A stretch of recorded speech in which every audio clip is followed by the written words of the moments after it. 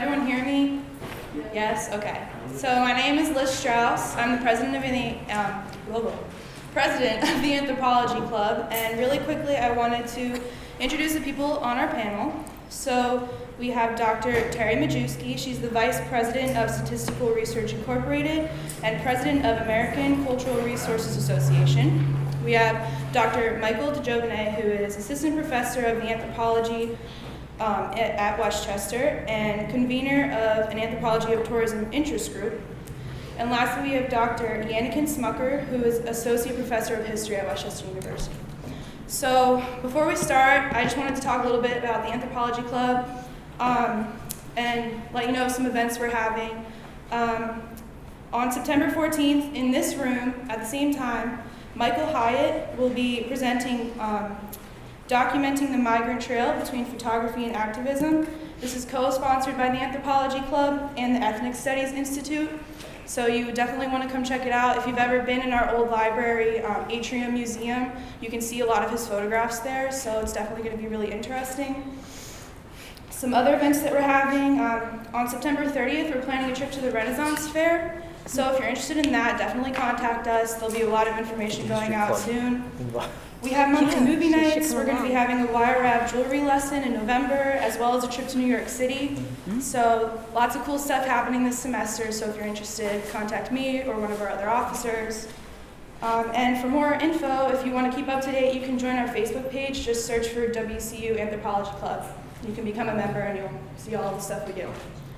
So to start off, Dr. DeJovene, can you please talk about why we are having this roundtable event? Our associate dean asked me the same question, right? So, it was a happy circumstance that actually my colleague, Professor Majewski, was able to come here. She flew in from Amsterdam yesterday, so and she's on her way to the Cultural Managers Association meeting in Philly. So we wanted to have, right as she was kind of planning to give a talk here, all of this stuff came up about Charlottesville, right? I'm sure we all know, about Charlottesville. It was in the news. It seems like a long time ago. It was only in the news, like 2-3 weeks ago.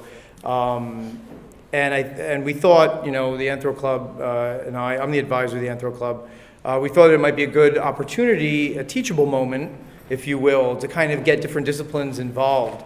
And so it was nice that Yannick, Professor Schmucker could be here from history, from the College of Arts and Humanities. I'm an anthropologist, and Dr. Majewski is an archaeologist by training, but works in the practicing field as well, dealing with communities and preservation issues. To kind of talk about, especially being in a historic city with a lot of heritage ourselves and a historic campus, why, number one, why is there such a problem around these kinds of monuments? Why do people get so upset or emotional or passionate about these objects? They're inanimate objects, some people would say. And also, I guess, how, all of us interpret this. You got a lot of different organizations, and maybe later, if there's time, I just did a quick search of all the different responses from different federal agencies about, and global agencies about this, what to do with these Confederate monuments, or what to do with monuments that are difficult, that have a difficult heritage. And they're actually surprising. They run the whole gamut, between, keep them up and save them and protect them to take them down. And it's actually pretty interesting. And I think we have to look at what the disciplines and where they're coming from, what their own objectives are, these different organizations, these different public figures that are speaking, and understand their responses that way. So that's what we're having it. Okay, so to start off, Dr. Smucker, can you please talk about how, as a historian, you interpret these events and their effect on our country, and then after you talk, we can kind of go along through everyone else. Sure. Can you all hear me okay? Yes. So I'd like to think about today some of the things that we can learn from examining any monument, any historical site.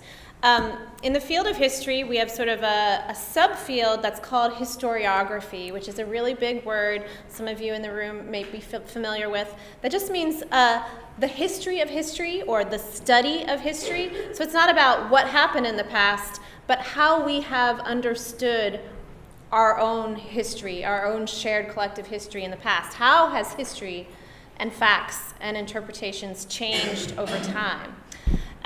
History is not just a set in stone chronicle of what has happened. It is all about who's doing the interpreting, what is the context of that interpretation, what sorts of evidence are we using.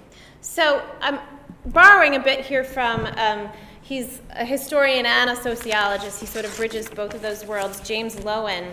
And this is from an essay I regularly assign to my history students in the methods class over in our wing of campus. And the essay is called Historiography, and it's from the book Teaching What Really Happened, How to Avoid the Tyranny of Textbooks and Get Students Excited About Doing History. And he starts off this chapter describing how every historical monument, historical site, is a tale of two eras. It is about what that monument is remembering, commemorating, and it mostly is about the time that it was erected.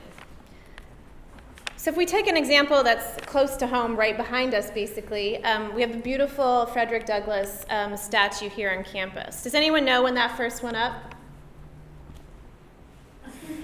Were you around? I was around. You were around? I'm not that new. Yeah.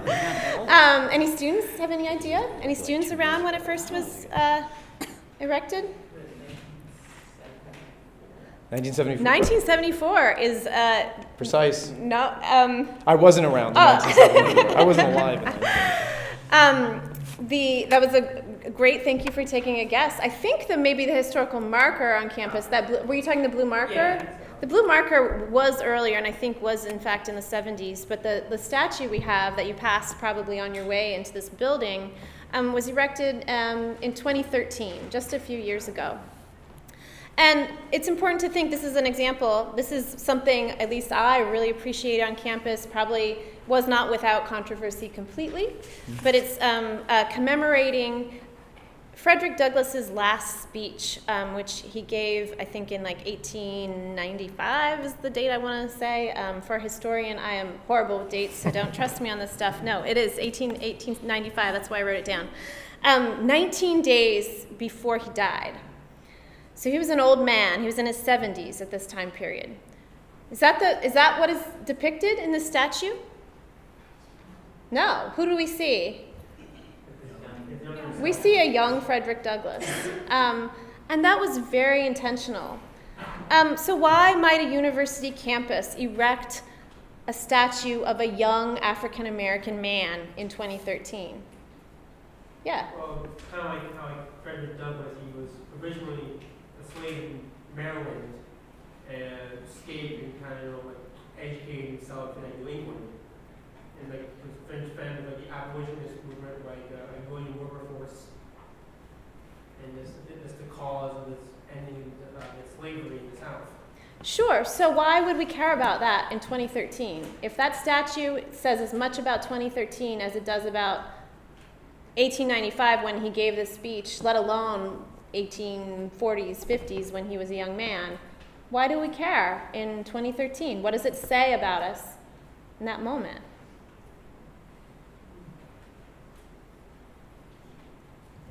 Yeah. It's still relatable and important to us. It is relatable and important to us, and probably all of you, many of you who are aged 18 to 25 can relate a lot better to the young Frederick Douglass than Frederick Douglass who's in his 70s and sort of with graying hair, and how the very familiar portraits that probably some of you have seen. There was a new photograph discovered of Frederick Douglass that the Frederick Douglass Institute, who was organizing these efforts, thought would resonate with college students. And rather, the marker outside, while it mentions his speech, it really celebrates him as a champion of human rights. Because that's what we want to remember in 2013 on a university campus. We want to talk about how this young man as this gentleman over here described, really against all odds, achieved a lot in the abolitionist movement and in the movement after slavery to gain rights for African Americans. It's to sort of champion all of these causes, and that's what we on this university campus want to celebrate. So if we take that same parallel, we can look at all of these more controversial monuments that are across the South and in northern cities as well, and think about the important question to ask is, when were they erected? What does that tell us?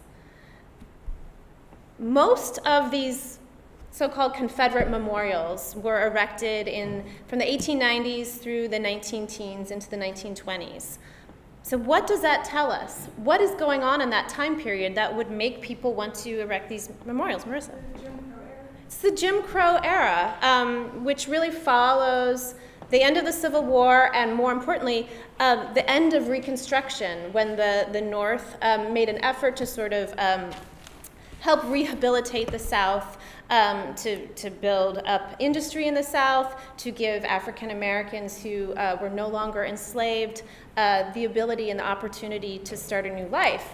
And Reconstruction had some successes, but eventually was ended, and the Northern federal government was basically pushed back out of the South, and white Southerners reasserted white supremacy in the form of Jim Crow law, which legalized segregation, made it illegal for African Americans to walk around by themselves at night, to own weapons, to work in certain industries, to use a lot of facilities. As you know, you've probably seen the sort of Jim Crow iconic separate drinking fountains, separate swimming pools, all of these things. This is the era that we're talking about. They're just ushered in the 1890s as a reassertion of white supremacy. So when white people in the South and organizations like the Daughters of the Confederate, Memorial, Daughters of the the Confederacy? Daughters of the Confederacy, they were responsible for erecting many of these monuments. They are interested not just in commemorating what happened during the Civil War, but in asserting this new form of white supremacy of the Jim Crow era, and that is on their minds in the 1880s, 90s, and the early 20th century. And then the other wave of memorial building that happens, and the time period in which many of the Confederate flags started flying on state houses in the South, is during the 1950s and 60s. Now, what would Southern states' governments and other organizations be trying to assert during the 1950s and 60s? Yeah. Segregation, Why? to oppress African Americans or religious people of color at large, from keeping them out of sources of power. Okay, but why is that becoming an issue again? What is it saying about the time period in the context?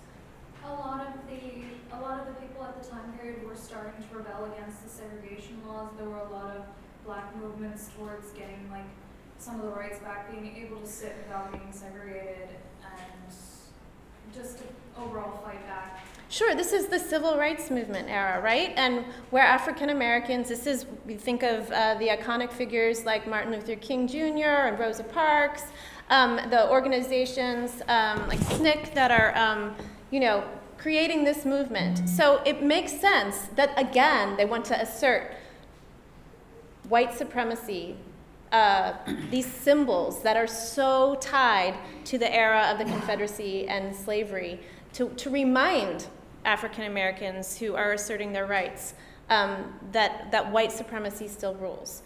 So it's important. I want to I know you both will be talking much more about the contemporary context, but these are all artifacts of history, but not necessarily the history of the Civil War, but they're artifacts of the moment that they were erected, the moment they were created. Yeah, cool. Yeah, no, I think anthropologists and historic preservationists think along similar lines. From the perspective of anthropology, let's say, we do look at these monuments as symbols, and archaeologists as well. We look at them as symbols. And actually, those of you in my intro class, we're going to talk about symbols tomorrow. and what they are. But we have to remember that monuments, for example, the word monument comes from the term monere in Latin. And monere means, does anybody know? Anybody say Latin? What monere means? Nobody does that great. I know all you speak ancient Greek instead. But no, monere means to remind, right? And so people like Sue Alcock calls monuments objects that are deliberately constructed or designated after the fact to provoke memories, to provoke. And that's a big thing, especially, what's his name, Freeman, Tillman Freeman, who started the guiding program at the National Park Service years ago, said, guides are supposed to provoke, not just to tell history, but to provoke visitors, right? This idea of provoking memories. And we have to, though, think about this for a second. These are symbols. Symbols are not created just, and then they just exist, right? And we all know what their symbol. We go to Papua New Guinea, they all know what our symbols are, right? Symbols, we fill them with meaning, right? We fill them with meaning. We fill them with memories. So these are symbols that provoke certain memories. And like you said, obviously really well, they're not just about memories of the Civil War, and they're not just about the memories of the people of that time period, right? But these memories change over time, right? Memories are not static things, right? Memory is a process. Remembering is a process. And so what happens is over time, different groups of people who have certain memories, their memories start to change, evolve, their values change, right? We contextualize them, we read into them differently, right? So that's one thing. The other thing is that symbols could have different meanings for different people, right? Different people could have different memories of the same event. And if you think about something like maybe a Confederate monument, for example, a Northerner, let's say, even in the 1900s when they erected some of these things, a Northerner might think about their grandfather who died in the war, and they looked at them and say, well, that person's a traitor, right? Whereas maybe a Southerner, right, will look at it, and their grandfather died in the war and said, he's a hero, and we want to remember him to be a hero, right? And then there are other people who have different memories. But maybe today there are people who look at it as a piece of art, and they say, I don't even know what it means, but it's this pretty thing, that I like to walk my dog around. I don't want to get rid of that, right? And then some might look at it as, pardon my speech, maybe like a crapper for pigeons, like and pigeons just, that's a pigeon roost, a bathroom for pigeons, right? So these are different ways that people look at these things, and therefore they have different uses around it. There's a theory, I think it's in psychology, called affordance theory. Affordances are different uses that people have for the same thing. Right? And so for some, this might be something pretty. For others, it might be, this is a place I like to walk my dog. There's another one, this is something about our history. Right? So when we look at it, we have to look at the uses and understand that uses change over time. We have to look at how stakeholder groups change over time. So it isn't just one group designating this. So if we look also at, the Frederick Douglass Monument, you have different institutions that have come together to put that monument up and interpret that monument. And it means something different to different people, right? So you do have, for example, the Frederick Douglass Institute that certainly wanted to put it up for a certain reason.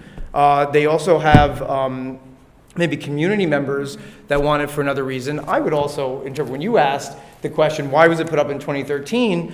That was, I think, my first year I was teaching here, but we were also embroiled in debates about whether we should pull out of the PASHE system and become our own independent university, kind of semi-private university like Temple and stuff like that. I think at the time, especially the president, who's not the same president now, but the president of the university wanted to assert our prominence and our power. Look at this. We have Frederick Douglass. What do you have?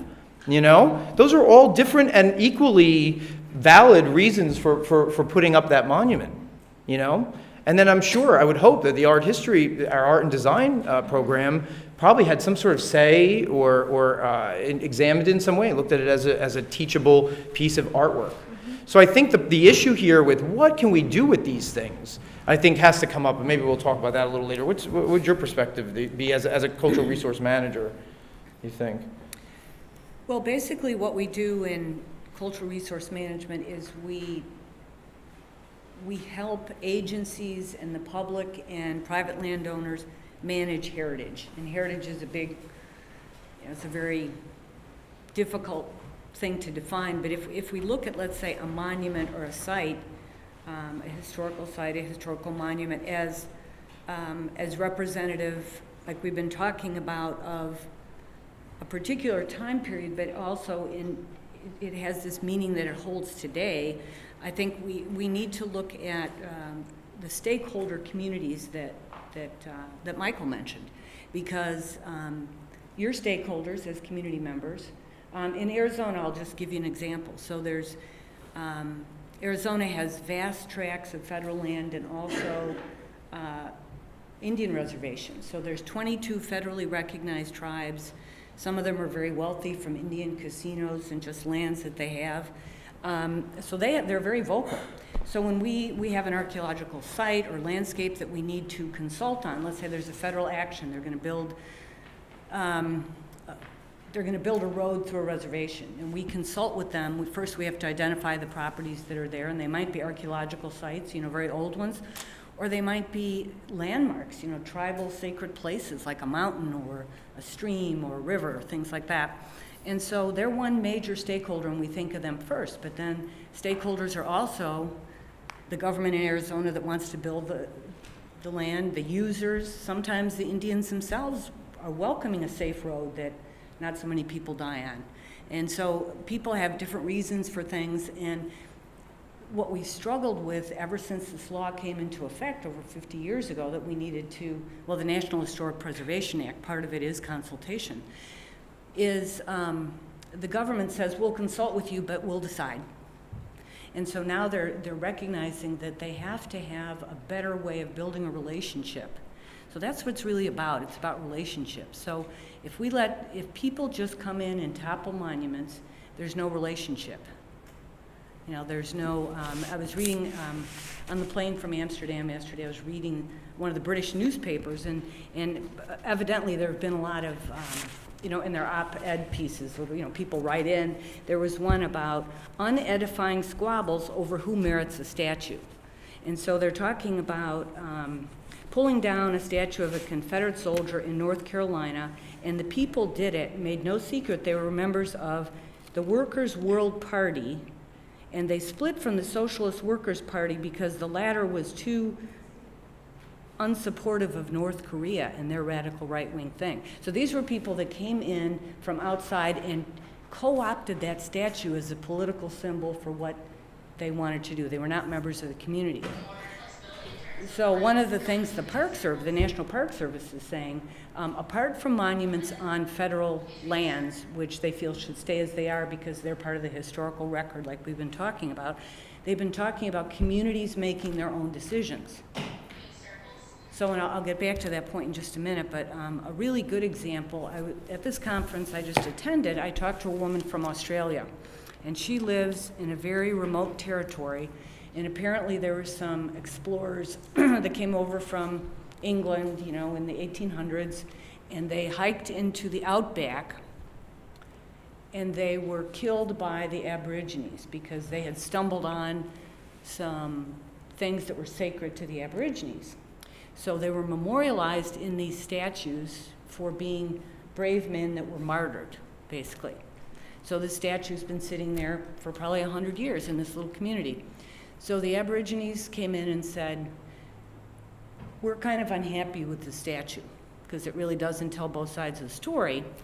And so instead of toppling the statue, they said, we've got a couple options here. We can erect, and what happened in retaliation for killing these two people, the British Army came in and massacred all the Aborigines that were in this region, hundreds and hundreds of them. So they're understandably quite unhappy, and this memory has lingered in their minds for 100 or more years. So they, instead of tearing it down, they said, let's collaborate and tell both sides of the story. We can either put in a statue of Aborigines next to it, or we can put up another plaque explaining both contexts. And I thought that was really pretty amazing. And so just real briefly, among many of the other hats I wear, I'm chair of the local city-county historical commission in Tucson. And Tucson is a very rich multicultural place. I mean, it's one of the oldest communities in the whole U.S. It's been inhabited for over 5,000 years by native peoples. And then the Spanish came there in the 1700s. So we reckon our birthday from the first day of colonial presence, right? So it's something, hundreds of years into it. And every year the commission has done a flag ceremony.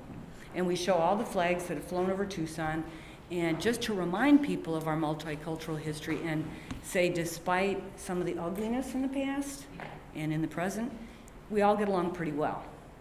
And in recent years, a couple years ago, the city was designated as the first U.S. city of gastronomy, which is a huge, international deal. It's part of this Creative Cities network that UNESCO has, and it's really it's a great marketing tool, really. But it's also about heritage, because people think about heritage in terms of all sorts of things, and food is one of our favorite things, right? So we've kind of introduced food into this thing to make it more palatable, so that we don't have demonstrators, we don't need to have the police there, we don't have threats, because I'm frankly tired of the calls threatening me about, we don't even show the Confederate battle flag. But the problem is, the Confederate flag flew over Tucson 75 days.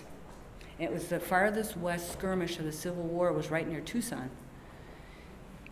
But also many other flags flew over it, like the Mormon Battalion, ultimately the Arizona flag. Arizona became a state in the 1912, it was one of the last ones.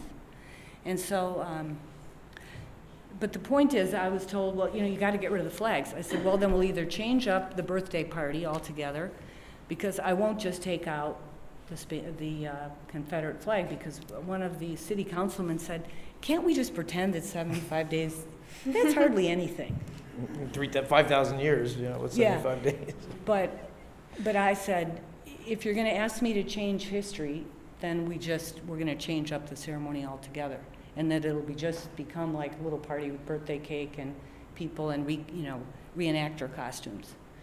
But my point is that we have an obligation as members of the community, and you're all members of the community, but you're also young scholars. And so you have the opportunity to take anthropology classes or history classes and have, the basis for critical thinking on these issues. And if we destroy half of the story, then really is the Frederick Douglass statue only telling half the story. He wouldn't have the whole story of what happened in our nation was in reaction to something. It's like, let's say that we erased all memory of concentration camps from the earth. I mean, no one really, well, actually, that's part of what is it called? Dark tourism. Dark tourism. Mm-hmm. So people are visiting the scene of the nuclear disaster at Chernobyl. They're visiting Auschwitz. And more plantations in the South are now interpreting their those plantations through the lens of slavery, where in the past they wouldn't touch it. Yeah. Right, and I think what our obligation is as educated people is to encourage these collaborative stories, and because you don't want to forget the ugly parts, because that helps make us a better country. Does that make sense? Struggling with those things. But then how, not to co-opt Liz's job, but then how do we do that? How would we do that? What would you say from your perspective? I mean, it depends what we're talking about. I agree that we shouldn't take Auschwitz off the map, but do we need a statue commemorating Goebbels, or one of the men who was responsible for? And it's interesting, in the South, these statues are usually called memorials rather than monuments. And the Latin root, I appreciate that. Yeah. But they're very much about, remembering and celebrating these figures, which is different than interpreting and remembering slavery as an institution. They're celebrating figures who were integral to the institution of slavery and to defending it. So I think it's not quite a parallel when we talk about a place, like we need to preserve this place because it has an important memory, and we shouldn't whitewash an important aspect of history. But it's different talking about a concentration camp compared to something that is celebrating one of the people who wasn't it the New Orleans mayor when he took the statue down, he said there's a difference between remembering and reverence? Yes. Or something like sure. that. So like, how are you approaching that monument? We can remember, we could use that as a remembering Yeah. device, but do we have to revere it? Right. But then again, here's the same problem again. So then, what do we do? You know, because some people will revere it while other people will remember it, and some people will be Right, critical right, of it. How do you try to maybe do the best? So what would you advocate? Taking it away? Would you advocate changing interpretation? I really appreciate it. So the American Historical Association came out with a statement. I'm sure your anthropology Actually, professional organization as well. And I liked what they said, that they did not think destroying these symbols was the answer, but their stance was to remove them from, these public parks in which they are sort of celebratory parts of the culture, and put them in museums and preserve them, and not erase them and destroy them, and in the process of removing them, do lots of photographs of the monument in its in situ, in its original context, noting lots of measurements, and so people understand the context and the history of that monument. But if it's no longer serving a purpose in that site, if we're talking of a statue of a Confederate general, then it can be removed and still preserved. It's not eradicating the history. The history cannot be eradicated, but it doesn't need to be celebrated in the same. So it is this line between reverence and celebration and memory. I think as somebody who works in heritage and tourism, I appreciate the fact that these things are here in situ. I also, obviously, I teach a museums class, so I appreciate Sure. that they're in museums too, or else we wouldn't Yeah. have jobs and institutions like museums. Right. But, one thing that I try to always kind of get through to people, especially in the museums class and stuff, is that every heritage object has a life history, right? And when we interact with that object, just like when you interact with me, my history changes, right? I have changed every semester that I have new students here, right? You've made me change in some little way, but you change. You get some new knowledge, get some new background. And the same thing, whether or not you believe that an object is animate or not, and in certain cultures, in Eastern cultures, a lot of these statues, they do believe that the presence of the deity or something is in there. But even if you don't believe that, it still has this life history, and it changes over time. And something that I know you as a historic preservationist and I deal with is that any time we intervene, any intervention we have, whether it's even trying to preserve it, we're impacting that monument's life history. We're putting ourselves in there. Even think about cleaning a monument, right? Or with UNESCO and in these World Heritage Sites, these other heritage sites, when you're trying to preserve it, you have to pick a point in time. Like you were talking about this birthday celebration. Pick a point in time where this is supposed to stand for. Even though it lived, the birthday. When is the birthday? You're not picking 5,000 years ago. You're picking the Spanish in the 1700s or something. Right, let's but say. now we qualify it to be, not even politically correct, but to situate it in a context and to acknowledge that we're not dismissing the 5,000-year, prehistoric Native American history. And so maybe that's why the Native Americans who were in the middle of colonialism, their lives were irreversibly affected by that. They're able to deal with this more because they've had centuries to deal with it rather than, the later people. I'm not sure. Yeah. But remember that monuments have been destroyed for millennia. Yeah. So if you've been to ancient Egypt and you've seen I haven't been, I'd love to go, but the whole faces of giant statues of Pharaoh or murals on the walls are just chipped out. And that happened successive Roman emperors, or it's happened even more recently, I think, in capitals of different countries. See these pictures of our troops pulling down Saddam statues and right. things like that, right? Mm-hmm. Yeah, and looting too, right? So you have those obelisks in Rome or from Egypt, they took them away. And Co-opting everyone's history or Yeah. changing it or destroying it. But one point that I was just noticing in your notes, Michael, and I don't mean to steal it away from you, Yeah. but the National Trust for Historic This is the best Preservation, one, yeah. they say that ultimately communities need to deal with it on a case-by-case basis about what to do with monuments. And they need to be transparent about it. So part of it could be what you talked about, documenting it. But, and then you asked the question, sir, in the beginning about what do our political leaders do about controversial things when things are co-opted for political purposes. And so we have our national leaders that need to deal with things that are supposedly the complete opposite of our American values. But I would say that right now we're not really sure what our American values are, maybe.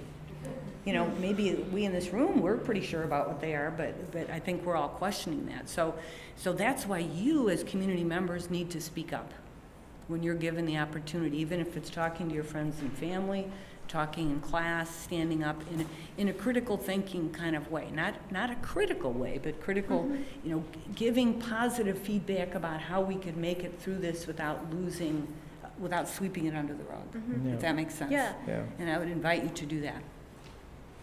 I think the big thing, we have to remember too, in the particular case of Charlottesville, I think they did that because they had it was a vote, right? In February, they decided through a vote, through democratic process, to remove the statue. And what you had, you know, and all this other white nationalism and stuff, this was a national, like a more national organization that came. They weren't necessarily local people who were protesting this. And it was about the symbolism, right? And about the symbolism, Yeah. right? And so you also have to deal with, like, you know, it shows that there are different stakeholders, and something local is not just local, is number one, but also who gets to decide and what transparency is there. And that's another thing I believe National Trust did, because right after that, Baltimore pulled down all the statues in the middle of the night. No transparency, no consultation with stakeholders. They just figured that was better before they got vandalized, which probably is true. Right, especially for Baltimore, you know, it's a more northern city and everything like that. But the fact of the matter is, the transparency wasn't there. The stakeholder consultation, you know, wasn't there, and there could be arguably other ways. I think my perspective would be that interpretation is always good, and it's always nice to put. You could always add another plaque. You know, the chance that people even read it is probably not that high, right? We have in museum theory. People read those little labels on museum things. They spend approximately, like 2 or 3 seconds per label, 5 seconds per label. Right. It's not long. They don't usually read the whole thing, but at least you did your due diligence. People are going to they're going to interpret what they want out of it anyway. But as long as there is some sort of a context, you know, I think is a very important position. Do you want to ask some questions, or Yeah, let's open it up for questions. We have We have a few minutes. someone in the back. Aaron in the Right. back there. Did you have your hand up? No. So, before I open it up to the audience, I did have one question. I actually had a lot, but you answered all of them, like, as I was writing them. Amazing. So, my question is, what do you think actually inspired the rally in Charlottesville? Was this the making of, you know, years and years of different ideologies and people meeting together in secret, or was it inspired by more recent events like the election? Like, do you think it was kind of a combination of the two? Because before Charlottesville, I never even really thought about, what should we do with these Confederate monuments? I wasn't thinking about that. But now, after the event, there's this whole new, like, national conversation about it. That's a really tough question. I think a lot of these groups have been around for quite some time. I think that they feel, in part because of the recent election, that they somehow have more permission to be public and to be having rallies in a public setting. I mean, I remember some of the news reports and an analysis I read, you know, no longer is the KKK wearing masks. They are unmasked out in public. So I think that it's not that these things have just popped up by any means. They've been simmering and lingering. But this event in Charlottesville, the statue sort of gave a rallying point. And I think the current political climate has allowed a sort of people to sort of find one another, and that's also part of, this is like a subculture that exists in large part on the internet. So organization takes place via these weird social media channels, and sort of there's a way to organize like kind of nationally that may not have existed 20 years ago. There's sort of this a climate in which now we have permission to do this. I mean, with freedom of speech, there was always permission. As long as you're not inciting violence, you can and you get the proper permits, you can have a rally like this. It's not the first time neo-Nazis have rallied in the United States. But I think there's a sort of a confluence of a few things that made this moment kind of ripe for a big event, unfortunately, one that turned violent.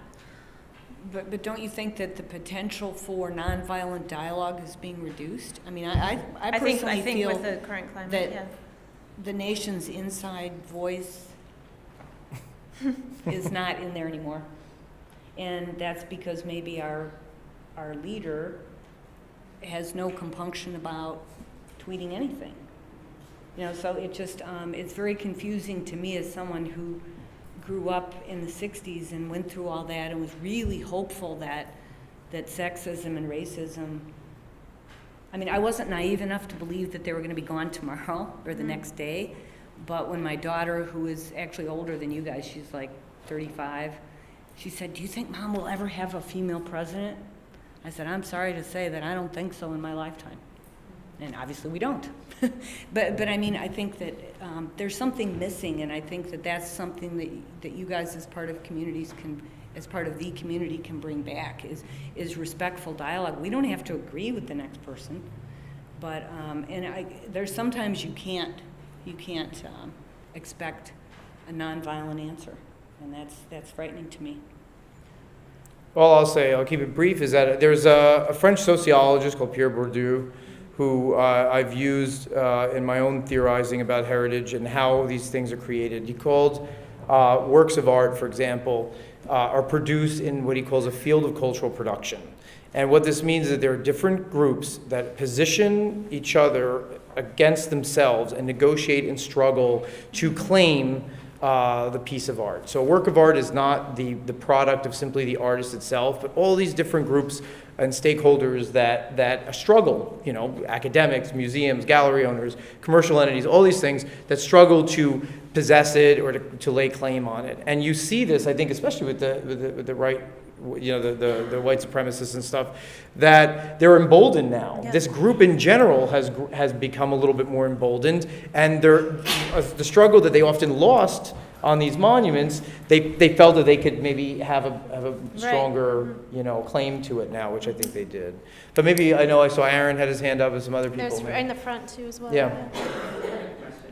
And it actually has to do with what you all three of you guys said. Like, we were talking about changing history. Like, even now, like, my youngest niece has a textbook that literally says, like, when I was younger, it said the triangular slave trade, but now it's called, it makes it sound like they're kind of immigrating to America. And then, so I guess in counter to that, my thing is, if they have, like, Confederate monuments up now, could they possibly put up another monument that actually depicts, like, what that area was about? Because, like, my uncle's, like, 95 years old. He grew up in North Carolina, like, right in the heart of it. So he said, if we're going to have a Confederate monument, he feels like you should have, like, a slave next to it that actually that person owns. So that way you know, you can physically see, like, what this person represented. So when you have, you know, you can have people who have Confederate soldiers in their home and say, yeah, I used to use this person in prison, but at the same time, it's like, at the same time, you also own people, or she. That's a good That idea. seems like a That's nice right. way. And I think that gets at this shared stakeholders. And I mean, a colleague in my department, who some of you may know, Tanya Thames Taylor, who couldn't be here today, she grew up in Mississippi and attended Ole Miss. And she, you know, when she was there as a graduate student, you know, every single building on campus was named after a Confederate soldier or general. And she said that the culture was of African Americans was you pass a Confederate memorial, you spit on it, and that is your way of interacting with it, and that's how she as a stakeholder interacted with it. So this would change if there was also a memorial to the person, the enslaved person, you know, right there, that you might, both sides might have this kind of newfound I mean, it shows the complexity, right? I don't know. Both sides might spit at the Yeah, monument. yeah, That's right, right. exactly. Because like you were just saying, President Jay, that people will look at the flash for maybe a couple seconds, so if you're like, if we have something that's similar to that statue, at least like, they can at least start a conversation with one another, or Yeah. just like try to build some bridges together, versus just seeing like just Yeah. one figure, because then we're just seeing like, I think most people in our country don't understand what Confederacy really is. Sure, I mean, it's changed. I mean, I'm sure none of us understand or live that the way that they lived it at the time. I mean, we Absolutely. can't look back on that. So, Do you want to ask, let me, Aaron, what was your question real fast, and then we can maybe, sorry, I just wanted to see what. Sorry, I have kind of a lot of ideas bouncing around. So I was liking the idea of like recontextualizing the monuments, the memorials as they're called and stuff. Either as it was mentioned, like putting a slave monument next to it. I was thinking of something like the burgers of Calais or Rodin, except with slaves instead of the burgers, something like that. Something to just change the space into just triumphant, Southern pride kind of thing. This is the Confederacy. Because it's a way of like claiming a space and making that space, like you have to, like the students at the university, like spitting on the monuments like that. It's like a hostile place to be in, where you to feel comfortable, you have to like show disdain wherever you walk. Yeah. And also in terms of claiming space, it's and bringing out of history, like certain figures, and constructing constructing a different narrative that is really giving a whole lot of power to the worst elements of like our political culture, because the alt-right is getting a whole lot of feeling a whole lot of vindication from kind of touching back and connecting kind of to their roots in like being near and defending these monuments. And so if you kind of do have to take that away from them, because they're using it to have monument effects. They're using this heritage to channel it into their. But you also have to, one thing we didn't talk about though is reading into this. Yes, there is that vocal minority that's doing that, right? And it's totally true. They are being emboldened. But a lot of people who are, let's say, falling more on their side or on the president's side, that some many academics, liberals might look at as being racist or something. Some of them, they just have a different interpretation that we don't really understand. I was talking to somebody in their 60s who's an independent, and they were saying, oh, with this Charlottesville stuff, they're trying to entrap the president into looking like a racist, right? Now, I don't think that's true at all. The person is not a white, the person's an immigrant too, as well, but it just shows the multiplicity of interpretations that people have about a certain thing. So who's claiming what, and how can we read into, who's right to be claiming it, and what the other stakeholder is thinking is really nuanced, Yeah. Do you think with now that we're having this conversation about Confederate monuments, like we should look to other monuments, like at the Jefferson Memorial and the Washington Memorial in D.C., there's not much reference that those two men also owned slaves and did some pretty horrible stuff, points in their lives. Like, I think it's, with history and people in general, we're much more gray than black and white. So I think that's an aspect that will have to be figured out in the coming decades for museums. And Absolutely. history. Those monuments you're talking about in Washington on the National Mall are probably some of the most prominent, and there's such so many tourists visit each year. I mean, if you take a look at Thomas Jefferson's home plantation of Monticello in the last 5 years has really shifted its interpretation, and now slavery is such a prominent part of the experience of visiting Monticello. Same is true if we go into Philadelphia, even on Independence Mall. Now the president's home is interpreted through the lens of slavery because slaves not only lived there, but they built it. So it's happening in some places. It's hard to quite imagine, you know, the federal, this obelisk of the Washington Monument, but it could be acknowledged. I mean, you know, and I think there's starting to be at least baby steps in that direction, you know, talking about how the White House, Michelle Obama talking publicly about how the White House was built by slaves. You know, there are steps. I don't know. I mean, I'm not saying we should tear down the Jefferson Memorial. Me neither. I think it's just, it opens it up. Right. It's interesting in the Smithsonian, you have the original Washington Monument that shows Washington on a throne with a sword.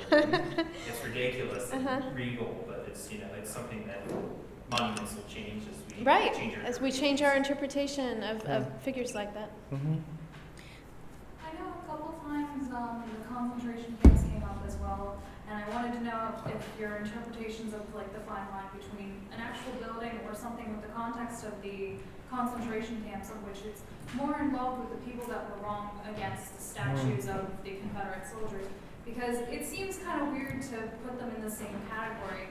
These are involving a lot more people than the Confederate soldiers do. The Confederates usually are represented as this person, and I'm going to say it out loud, but we don't have any monuments of Mussolini or Hitler running around either. So how is it the same perception? Well, I think like what you said, to read the history of it, I mean, there's no monuments of Mussolini and Hitler because they lost the war and the people who reconstructed it didn't allow it. And the same could be said when the North reconstructed the South, there weren't really many monuments to those people either. It was only after time moved on, you know, like time passed, new events came up. And frankly, these were these were the local community members that had their families that were part of that. So to go in and say your families were traitors is difficult for a whole swath of an area. In a way that I think in Italy, for example, you know, I'm speaking from my own knowledge of Italy, you know, no one's ever going to say, you know, that they were. I have my great uncle fought for Mussolini, and then we changed sides, and then he. You know, the Nazis chased him, you know, and you know, so we never say, oh, my family were fascists, you know, which they weren't, you know, or I would say they weren't, but so nobody in Italy really thinks that, you know, whereas here they do have this idea that they were part of this losing side of a war, and they don't want to be remembered that way as citizens with an equal say in it. They want to try to rememorialize that and recontextualize that whole war. And the thing is, too, the other thing that I don't think you mentioned was not only was there a shift, though, in the early 1900s, in the Jim Crow era, when they created those monuments, but they also, I think the Daughters of the Confederacy started changing the discourse to that it's not about slavery, but it was about states' rights. Absolutely. They changed the reason for the war and the way it was interpreted, and that became sort of textbok understanding. That's how I was taught. Not just in the South, but nationwide. In textbooks that no, the Civil War was fought over states' rights rather than about slavery. And this is actually sort of only recently begun to be counterbalanced again by historians who are adamant today, and it would be the widespread interpretation today, that slavery was indeed the primary. That was the right that the states were fighting for, states' rights to have slaves. Yes, exactly. Yeah. Right, but that whole states' rights thing has been touted out again. Oh, absolutely. Because that's why all these states, especially in the West, it's all about that, you know. And if you ask a Southerner, talk about the war, what do they call it? Of northern aggression. They still do that, and someone mentioned Ole Miss, and my boss's daughter from Southern California went to Ole Miss. Like, I'll never understand why she went there, and I guess she wanted to learn how different it is, really. She wanted a good football team. But anyway, she has friends of all colors, let's say, and she was told by her sorority sisters, you really shouldn't be seen walking around like campus like that. And she's like, what? You know, so maybe this sort of having people not from the South, in the South, could help. Of course. And she's probably going to marry a Southerner now, so that scares me a little bit too. I mean, that is she going to, Fit in. is she going to fit in? And, you know, it's just a conversation mothers worry about women that are their daughter's age. You know, will you fit in? Yeah. You know. Well, and we shouldn't paint with such a broad stroke all Southerners as well. I mean, Oh, they're not. No, Southern culture's been changing. Like this, people have been moving back to the South. Oh, yeah, that have stayed there and changed it. Yes, Yeah. absolutely. But that's part of this collaboration right, and community. exactly. That there are, that it's not just, the South is not fully populated by white supremacists. Yeah, absolutely. By any means. Absolutely. Yeah. But anyway, we should. We're out of time. Yeah, we are. Great question, Sal. Yeah, Aaron, sorry. Yeah, well, maybe last one. Aaron wanted, yeah, sorry. So I just wanted to connect up the ideas of the plantations, like on Jefferson and Monticello and Mount Vernon, trying to kind of connect more to the slaves' history of that whole site, and also the idea that, you know, despite the idea that the war was slave sites and more active about, you know, other reasons of slavery. So I think if we consider like kind of the way you experience a site in a plantation versus a monument in the center of a town. If you're in a plantation, they are, most of them, on like the outskirts, they're in very rural areas. You go to see them, go your way, and when you enter there, you go to the big house and you see all those luxuries, and you see, you know, look how the jewel classes and everything, everything's so great. And then the very next thing you do is you go to the slave quarters and they tell you, or I don't know, with varying degrees of explicitness, basically, and you realize that, you know, the human ankles and chains here paid for all of the luxuries in the house you were just in, all the cribs and everything. But when you're in the middle of like a square and you see Robert E. Lee, it's glory, glory, glory for, you know, the fall in general. I think you're right. You know, and this is a bigger discussion we can't have right now, but tourism and the way that it's managed obviously is different. And in a plantation in particular, the site managers, because you're in close quarters, you have to regulate the number of people that come in. You know, they usually do have a lot of them, historic homes and stuff, they have guides and markers everywhere and like a way to go through it. Same thing with museums. And so you can actually condition the visitor to think in a certain way that something out in an urban fabric, right, that you're just going to come across on your way to work or something, you don't have that level of interpretation. That's true too. And site managers have to deal with that all the time. That's, you know, something that I particularly work on. Yeah. Thank you all for coming. Thank you very much.